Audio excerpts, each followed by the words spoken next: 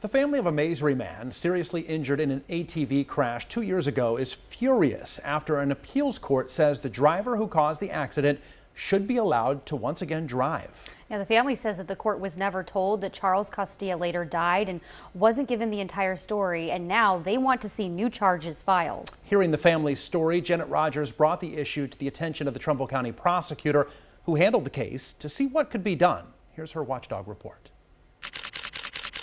Nicole Castilla says growing up, her dad, her hero, Charles Castilla, worked hard as a crane operator to support his family and provide the best. After retiring from shearing tubes, she tells us her dad worked out and had a healthy diet.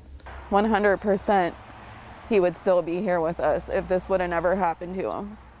He's riding a 900-pound Harley, he was in really good shape. But September 22nd, 2018, an ATV rider illegally driving on the highway, going the wrong way, slammed into Castilla, who was heading home on his motorcycle on State Route 82.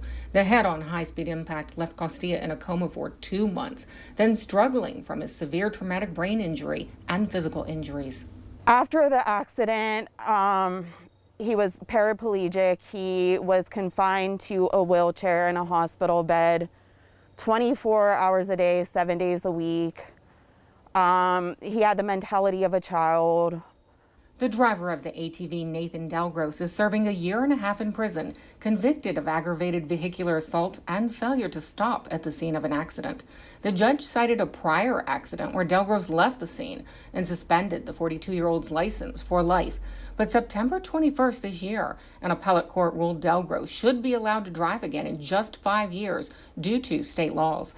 But the victim's family and friends believe when Castilla died August 5th this year, his death certificate should have been flagged and sent to the Trumbull prosecutor's office for a new criminal charge. The death certificate signed by Dr. William Eddy states Charles Castilla died due to severe calorie malnutrition, due to dysphagia, due to traumatic brain injury late effect. Dysphagia is a chewing and swallowing disorder common after a severe traumatic brain injury that often worsens with time. It should be aggravated vehicular homicide at this point.